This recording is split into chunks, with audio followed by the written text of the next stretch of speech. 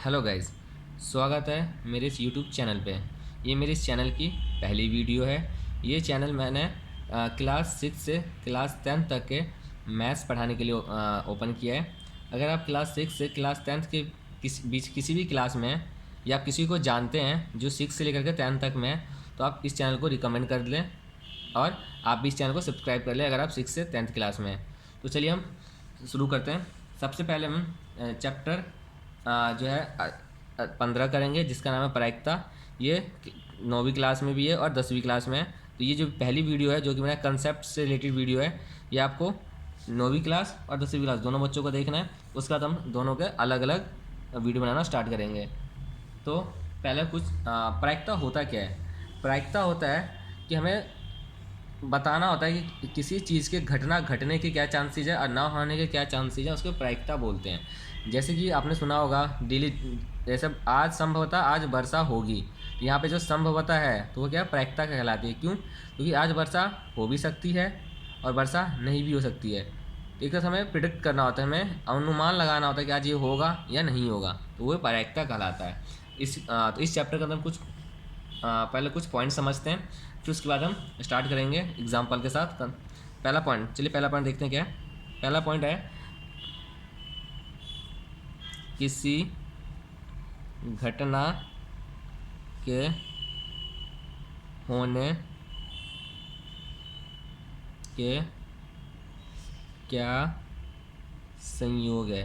किसी घटना के होने के क्या संयोग है, तो उसको हम अगर किसी घटना के होगा या नहीं होगा, हमने बताया था आपको कि प्रायिकता में यही होता है। तो होने का क्या संयोग है, तो उसको हम जब डिनोट करेंगे, मतलब उसको लिखेंगे, तो हम उसको लिखते हैं पी ई। इसको हम इस नाम से दिखाते हैं, पी ई के नाम से। पी का मतलब मेरा होता है प्रायिकता और ई का मतलब मेरा होता है घटना। ई मतलब इवेंट और प्रायिकता मतलब प्रोबेबिलिटी। तो किसी घटना के घटने के क्या चांसेस है, मतलब किसी घटना के घटने की क्या प्रायिकता है, तो उसको हम पी ई से डिनोट करते हैं। सेकंड पॉइंट,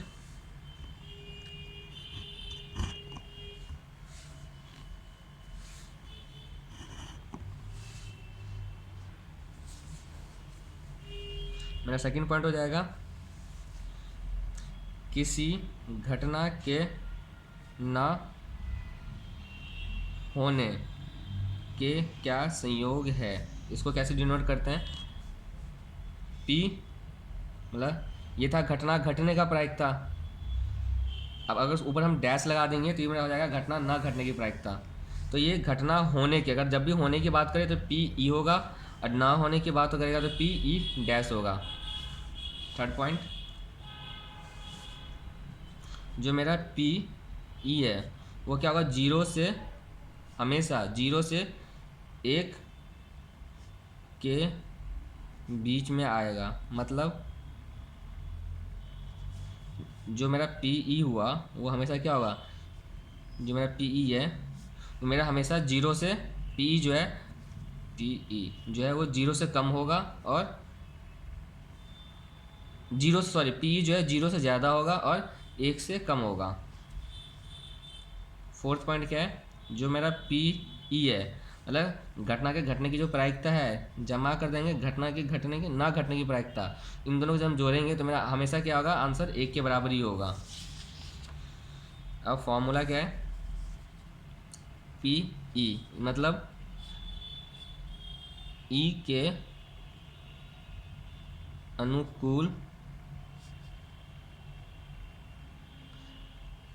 परिणामों की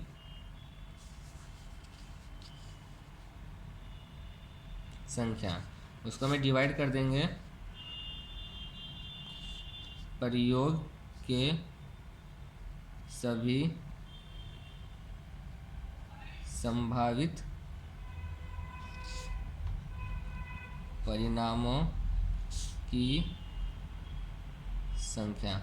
मतलब ये फॉर्मूला होता है, जो मेरा पी ई निकालने का है उसका फॉर्मूला होता है ई के अनुकूल परिणामों की संख्या। अनुकूल मतलब उसके क्या होने के चांसेस है, ई मतलब उस इवेंट के, वो घटना के, उस घटना के क्या घटने के चांसेस हैं, उसको डिवाइड करते हैं जो भी हमने प्रयोग किए हैं जिससे हमें घटना निकलेगा, उस प्रयोग के क्या क्या संभावित परिणाम है। चलिए हमें तो पी निकल जाएगा। अब पी अगर ये हमें पता है और टोटल दोनों का हमें पता है कि दोनों का सम 1 होता है, तो मेरा पी डैश निकल जाएगा। कैसे? तो पी डैश इक्वल टू क्या हो जाएगा 1 माइनस, यहाँ पर हम कह सकते हैं डेट इज, अगर मुझे पी ई डैश निकालना होगा तो क्या हो जाएगा 1 में से पी ई को माइनस कर देंगे, ये होता है, ये हो जाएगा। अब ये फॉर्मूला आपको हर क्वेश्चन में सॉल्व करते वक्त लिखना है। इसको चलिए एग्जाम्पल के थ्रू समझते हैं ये होता है क्या है। सिक्स का पहले हम पढ़ेंगे ए, सिक्के से रिलेटेड। अगर सिक्के का क्वेश्चन आ जाए तो क्या हो सकता, कैसे सॉल्व करेंगे। जब भी हम एक सिक्के को उछालेंगे, यानी हम जब भी हम टॉस करेंगे या उछालेंगे, तो मेरा क्या आएगा, या तो उछालने पे या तो मेरा चित आएगा, या क्या आएगा पट आएगा। चिट मतलब या तो हेड आएगा या टेल आएगा, इसके अलावा तो और कुछ हो नहीं सकता। और ये शोले मूवी यहाँ चल नहीं रही, जो हमेशा एक ही चीज़ आएगा, हेड आएगा, या सिक्का खड़ा हो जाएगा, ऐसा कुछ होगा नहीं। हमें या तो चित आएगा या पट आएगा। तो अगर इस टाइप का क्वेश्चन आता है तो कैसे सॉल्व करेंगे। तो जब भी मान लो क्वेश्चन आ गया और उसमें पूछ लिया कि चित आने की क्या प्रायिकता है, तो हम कैसे सॉल्व करेंगे। हमें चित आने की प्रायिकता मान लो पूछा, उसने मान लो इसमें पूछ लिया चित आने की प्रायिकता बताइए। मान लो ये क्वेश्चन आ गया सिक्के से रिलेटेड, तो कैसे करेंगे। तो हमेशा सॉल्यूशन क्या हो जाएगा, जब भी मेरा जो चीज़ निकालने के लिए बोलेगा उसको हम ई मान लेंगे। तो यहाँ क्या बोला, चित आने की प्रायिकता पूछा उसने, तो हम यहाँ लिख लेंगे माना चित आने का संयोग, मतलब क्या चांसेज है कि चित आएगा, क्या चांसेज है। एक ही बार आएगा, एक ही बार छाला तो एक ही बार आ सकता है ना, तो एक ही बार आएगा हेड। तो यहाँ हम पहले तो मान रहे हैं, तो माना क्या ई हो जाएगा, हमने ई मान लिया उसको। अब लिखेंगे ई के अनुकूल परिणामों की संख्या। ई के अनुकूल मतलब ई के क्या होने के चांसेस है। अगर हमने सिक्का एक बार उछाला है तो एक ही बार आएगा, या तो एक बार उछाला जाए तो हेड आएगा या पट आएगा। तो मेरा हेड आने ई मतलब मेरा क्या चित, यानी चित आने का एक ही बार चांस है, तो इसलिए मेरा हो जाएगा एक। दूसरा क्या, ये जो हमने प्रयोग किया, क्या प्रयोग किया, हमने सिक्का उछाला, तो प्रयोग के सभी संभावित परिणामों की संख्या क्या हो जाएगा। तो सभी संभावित परिणाम को होगा, हमने एक बार उछाला, या तो मेरा हेड आएगा या मेरा टेल आएगा, यानी 2 है संभावित परिणाम टोटल। तो ये मेरा यहाँ आ जाएगा 2 में से एक ही बार चांस है कि हेड आएगा। ये तो ना एक बार उछाला तो हेड टेल दोनों आ जाएगा, एक ही बार आएगा हेड, उसका चांसेस है 1। अब मुझे निकालना क्या था इसमें, हमें चित आने की प्रायिकता क्या बताइए। चित आने की प्रायिकता मतलब ये फॉर्मूला लग जाएगा, क्यों, क्योंकि ये प्रायिकता का फॉर्मूला होता है। तो फॉर्मूले में क्या बोला है, ई के अनुकूल परिणामों की संख्या। तो ई मेरा क्या था, ये रहा, ई के अनुकूल परिणामों की संख्या क्या है मेरा 1। बोला है डिवाइड किया उसको प्रयोग के सभी संभावित परिणामों की संख्या। तो प्रयोग के सभी संभावित परिणाम क्या है 2। तो मेरा क्या हो जाएगा, मेरा पी निकालना था, मुझे प्रायिकता निकालना था किस चीज़ का, चित आने का। या तो आप ई लिख लीजिए या पी ई लिख लीजिए। ई क्यों, क्योंकि हमने यहाँ माना हुआ है कि जो चित आने की संयोग है वो ई है, हमने यहाँ पर मान रखा है ई है, तो इसलिए हम पी ई भी लिख सकते हैं। कोई सा आप लिखिए, आपकी मर्जी है। इक्वल टू फॉर्मूला क्या होता है, ई के अनुकूल परिणामों की संख्या। इसको हम डिवाइड कर देंगे किससे, जो मेरा प्रयोग हुआ था, प्रयोग के सभी संभावित परिणामों की संख्या, ये फॉर्मूला होता है। अब जैसे सब दिया आप वो लिखते जाइए। ई के अनुकूल परिणाम कितना था 1, क्योंकि ई के बार आने का चांस है। और कुल संभावित परिणाम कितना था 2, ये मेरा हो गया। या तो आप 1/2 लिख लो या 0.5 लिख लो आंसर। तो अगर सिक्के से रिलेटेड आएगा तो इसको हम ऐसे सॉल्व करेंगे। दूसरा पॉइंट है मेरा, हम कौन सा पॉइंट कर रहे थे, 0.6 चल रहा था, 6 का ए, 6 का बी।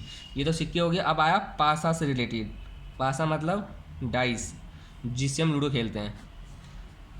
तो जब हमने क्वेश्चन आएगा इसमें रिलेटेड कि मैंने क्या किया, एक डाइस को फेंका है, थ्रो किया है, तो हम तो अगर डाइस को हम थ्रो करेंगे तो क्या क्या चांसेस आने का, या तो 1 आएगा या 2 आएगा, कुछ एक ही बार फेंके हमने, तो 1 से लेकर 6 के बीच में ही आएगा, इसके अलावा तो और कुछ आ नहीं सकता।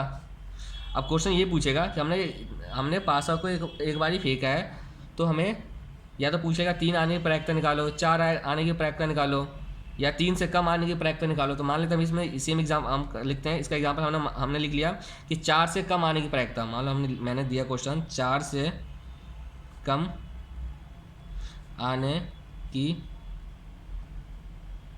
प्रायिकता ज्ञात कीजिए। एग्जाम में क्वेश्चन इसी टाइप का आएगा। इसका सोल्यूशन क्या हो जाएगा, तो सबसे पहले हम क्या लिखेंगे, कुल संभावित परिणाम। तो मेरा कुल संभावित परिणाम, कुल संभावित परिणाम कितने हैं, जब हमने एक बार डाइस को थ्रो करेंगे, फेंकेंगे, तो कुल संभावित परिणाम मेरा यही होगा। तो कितने चांसेज हैं, 6 हैं टोटल, 1 2 3 4 5 6, तो कुल संभावित परिणाम हो जाएगा 6। अब मैंने क्या बोला, 4 से कम आने की प्रायिकता। मैंने बताया था जब भी क्वेश्चन में जो निकालने को आएगा उसको सबसे पहले मान लेंगे ई। तो लिख लेंगे माना 4 से कम आने का संयोग, मतलब चांसेस। 4 से कम आएगा, 4 से कम बोला है तो 4 नहीं आएगा, 4 से कम यानी ये तीनों, उसको हमने क्या मान लिया, ई। तो मेरा क्या हो जाएगा, ई के अनुकूल परिणामों की संख्या, या पहले लिखते ई के अनुकूल परिणाम। ई के अनुकूल परिणाम क्या हो जाएगा, क्या क्या चांसेज है ई के अनुकूल परिणाम, ई आने के क्या क्या चांसेज है। ई है मेरा 4 से कम, 4 से कम यानी 4 नहीं आएगा, तो मेरा हो जाएगा 1, या तो 1 आएगा या 2 आएगा या 3 आएगा। ये मैं आपको समझाने के लिए लिखा है, आप ये लाइन इग्नोर भी कर सकते हैं। तो मेरा क्या हो जाएगा, लेकिन आप जो लिख रहा हूँ ये लाइन लिखना है आपको एग्जाम में, ई के अनुकूल परिणामों की संख्या। अनुकूल परिणाम कितने हैं, 1 2 3, 3 बार ही है, ये हो जाएगा 3। अब आप फॉर्मूला लगा दीजिए, P 4 से कम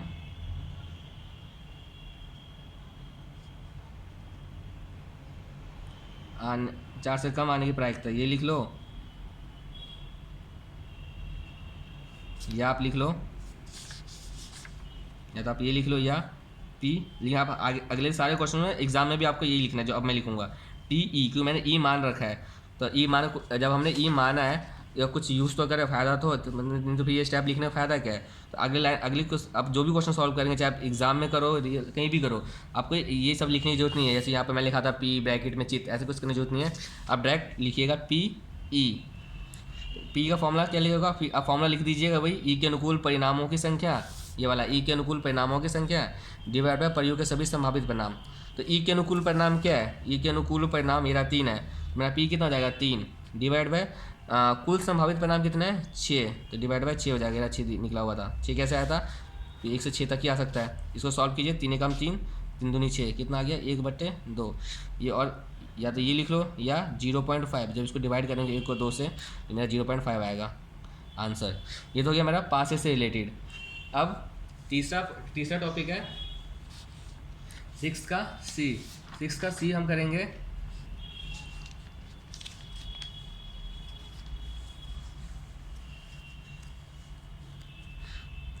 सिक्स का सी। तीसरे का क्वेश्चन आता है, ये मान लो ये कोई क्या है, थैला है या बकेट है, कोई बक्सा है, कुछ भी है, ऐसे लिखा होगा थैला है। इस थैले के अंदर क्या दिया हुआ है, 3 गो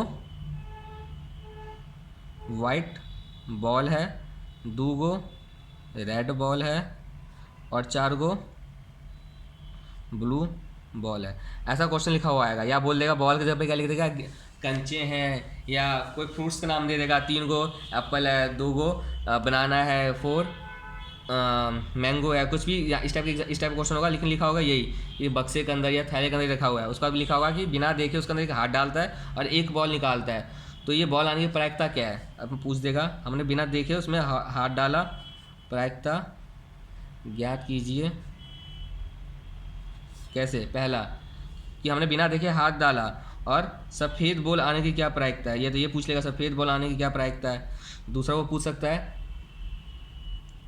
लाल बॉल आने की क्या प्रायिकता है। तीसरा वो पूछ सकता है नीला बॉल आने की क्या प्रायिकता है, नीला बॉल आने की क्या प्रायिकता है। इस टाइप का क्वेश्चन आएगा, उसको कैसे सॉल्व करेंगे, सॉल्यूशन। इसमें 3 पार्ट है। सबसे पहला स्टेप वही कुल संभावित परिणाम। कुल संभावित परिणाम क्या हो जाएगा मेरा, मतलब कितने चांसेस है आने के उस प्रयोग के कुल संभावित परिणाम। तो क्या हो जाएगा, 3 गो वाइट बॉल, तो मेरा 3 जो है 3 गो वाइट बॉल का आने के चांसेस है, 2 गो रेड बॉल आने के चांसेस है, और 4 गो ब्लू बॉल आने के चांसेस है। मेरा कुल संभावित परिणाम कितना हो गया, 3 2 5 4 9, ये हो गया मेरा कुल संभावित परिणाम। अब पहला पार्ट उसने पूछा सफ़ेद बॉल आने का, तो जब बताया था जब भी निकालना है उसको पहले हम मानेंगे कुछ ना कुछ, मतलब ई एफ कुछ ही मान लेंगे। हम मान लेंगे माना सफ़ेद बॉल निकलने का संयोग, जब उसमें हाथ डाला तो मैं सफ़ेद बॉल निकलने का क्या संयोग है, उसको हमने मान लिया ई। तो ई के अनुकूल परिणामों की संख्या।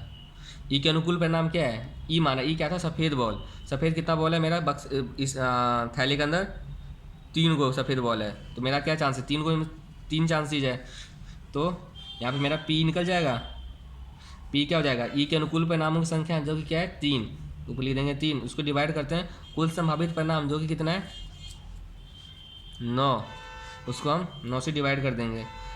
3 कम 3, 3 3 9 कट जाएगा, ये 1/3। ये हो गया मेरा पहले पार्ट का आंसर। सफ़ेद सेकेंड उसने पूछ लिया लाल बॉल का, तो लाल बॉल है तो इसका भी कुछ ना कुछ पहले मानेंगे। माना लाल बॉल निकलने के संयोग, निकलने का संयोग। आप इसको एफ भी मान सकते हैं या ई, मैंने यहाँ पे E1 मान लिया, आप अपने हिसाब से मानिए जो भी मानना है, बट जो भी हम मानेंगे उसको आप वो सेम चीज़ आपको यहाँ लिखना है और यहाँ भी लिखना है। जैसे मैंने E1 माना है, मैं यहाँ लिखूँगा E1 के अनुकूल परिणामों की संख्या। E1 का अनुकूल परिणाम संख्या कितना है, लाल बॉल है, लाल कितना है 2 गो लाल गेंद है, तो ये हो जाएगा 2। तो मेरा ये E1 निकल जाएगा, क्या हो जाएगा E1। E1 के अनुकूल परिणामों की संख्या यहाँ लिखेंगे, E1 लिखेंगे, अनुकूल परिणाम की संख्या डिवाइड बाय कुल संभावित परिणाम। तो E का कितना है 2, उसको डिवाइड हो जाएगा 9 से। ये हो जाएगा मेरा सेकेंड पार्ट का आंसर। थर्ड पार्ट नीला बॉल, तो इसमें भी क्या मान लेंगे, माना नीला बॉल निकलने का संयोग क्या हो जाएगा, मान लेते इसको E2। तो मेरा क्या हो जाएगा E2 के अनुकूल परिणामों की संख्या। E2 का अनुकूल परिणाम कितना है, नीला बॉल, नीला क्या हो गेंद था 4 गो था नीला बॉल, तो मेरा अनुकूल परिणाम कितना हो जाएगा इसका 4। तो मेरा E2 क्या निकल जाएगा, E2 के अनुकूल परिणाम जो कि है 4 और कुल संभावित परिणाम मेरा 9 था ही। ये हो गया मेरा आंसर आपका। अब हो गया 6C। अब आते हैं 6D। 6D पॉइंट जो करवा रहा हूँ ये वैसे 9th क्लास में पूछा नहीं जाता, बट आप देख लीजिएगा, आपका फ़ायदा ही हो जाएगा। आप सेम क्योंकि इसमें 10th क्लास में इससे रिलेटेड बहुत सारे क्वेश्चन पूछे जाते हैं। वैसे भी मैं आपको कंसेप्ट समझा रहा हूँ, आपको एग्जाम क्वेश्चन नहीं करवाऊँगा। तो आप अगर जिसको अगर नहीं समझना तो आप यहीं पे 9th क्लास वाले वीडियो अपना यहीं पे ख़त्म कर दें, आगे उनको देखने की ज़रूरत नहीं है। जो 10वीं क्लास के हैं वो इस वीडियो को पूरे एंड तक देखें। तो 6D आ गया मेरा। अब मैं आपको ताश खेलना सिखाऊंगा। ताश के पत्तों का ज्ञान। बहुत बच्चों को तो पता ही होगा, ताश के नॉलेज होगा ही, बहुत बच्चों को नहीं पता होगा। तो जिनको नहीं पता है, जिनको पता है तो वो भी देखें, और जिनको नहीं पता है उनको तो देखना ही है। एक ताश का पत्ता, तो पहला पॉइंट, ताश की एक गड्डी होती है, तो एक गड्डी में कितने पत्ते होते हैं? एक गड्डी में बताओ, जिसको पता है कमेंट सेक्शन में मेंशन करो, जैसे कि मैं ही लिख रहा हूँ, कमेंट में आ जाना चाहिए कितने पत्ते होते हैं। एक गड्डी में पत्तों की संख्या कितना होता है? 52 पत्ते, टोटल 52 पत्ते होते हैं। 52 पत्ते में से ब्लैक कितने होते हैं और रेड कितने होते हैं? मेंशन करो कमेंट में। जो मेरे 26 पत्ते होते हैं वो काले कलर के होते हैं, और जो 26 पत्ते होते हैं वो लाल कलर के होते हैं। नेक्स्ट क्वेश्चन, जिनको पता है उनके लिए, जो 26 जो ब्लैक कलर के पत्ते हैं उन पत्तों को क्या बोलते हैं? कि पत्ते 4 टाइप के होते हैं, तो 26 पत्ते को क्या बोलेंगे, किस टाइप के होंगे? तो 13 जो होगा वो क्या होगा? चीरी होगा, और जो बाकी के 13 होंगे वो क्या होंगे? हुकुम के पत्ते होंगे, क्योंकि दोनों काले कलर के होते हैं। ऐसी 26 रेड। लाल पत्ते कौन कौन से होते हैं बताओ कमेंट सेक्शन में जल्दी। 13 जो होता है वो चीरी का पत्ता होता है, सॉरी 13 जो होता है वो पान का पत्ता होता है, और 13 जो होता है वो ईंट का पत्ता होता है। अब नेक्स्ट पॉइंट, इसके अलावा और क्या होता है? तस्वीर वाले पत्ते होते हैं। तस्वीर वाले पत्ते, तस्वीर वाले पत्ते मतलब जिन पे फ़ोटो बना हुआ होता है। तो कौन कौन से होते हैं वो? एक तो बादशाह होता है, बादशाह की बेगम होती है, क्योंकि जहाँ बादशाह जाएगा वहाँ बेगम भी जाएगी। और इनके पास एक गुलाम होता है, या तो ऐसे समझ ले, या बेगम अपने बादशाह को गुलाम बना के रखती है, या आप ऐसे समझ लें। तो तस्वीर वाले पत्ते कितने होते हैं? किस टाइप का नाम क्या है उनका? बादशाह, बेगम और गुलाम। अब ये बादशाह कितने पत्ते होते हैं, बेगम कितने होते हैं, गुलाम कितने होते हैं ताश की गड्डी में? जो मेरा बादशाह होता है वो एक एक होता है। एक मेरा चीरी का होगा, एक मेरा हुक्म का होगा, एक मेरा ईंट का होगा, एक मेरा पान का होगा। ऐसे तीनों, बादशाह, बेगम, गुलाम, इन सब के एक एक होंगे। इस सब कितना हो गया? 1 2 3 4, टोटल 4 हो गया। मतलब मेरा बादशाह कितने हो गए? 4। ऐसी बेगम 4 और गुलाम 4। अभी 4 में कौन कौन से हैं? मैंने क्या बोला, एक एक सबके होते हैं, तो एक एक इनका भी होगा। मतलब एक ये दोनों कौन से? चीरी हुक्म काले वाले हैं, तो मेरा 2 जो होगा वो क्या होगा? ब्लैक कलर के होंगे, और बाकी 2 जो होगा रेड कलर के होंगे। ब्लैक में कौन सा होगा? ब्लैक कलर के ये चीरी और हुक्म, तो मेरा एक हो जाएगा चीरी, ये हो जाएगा मेरा हुक्म, सॉरी चीरी, और दूसरा क्या हो जाएगा मेरा? हुक्म। ऐसी रेड में 2 कौन कौन से हो जाएंगे? एक मेरा पान, एक मेरा ईंट। पान, दूसरा ईंट।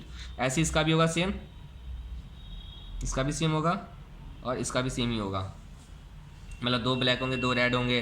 ब्लैक किसके? तो ब्लैक कौन सा होता है? चीरी हुक्म, तो चीरी हुक्म का ब्लैक का हो जाएगा एक एक, और लाल कौन सा? पान ईंट का होगा। ये तो मेरा हो गया तस्वीर वाले पत्ते। अब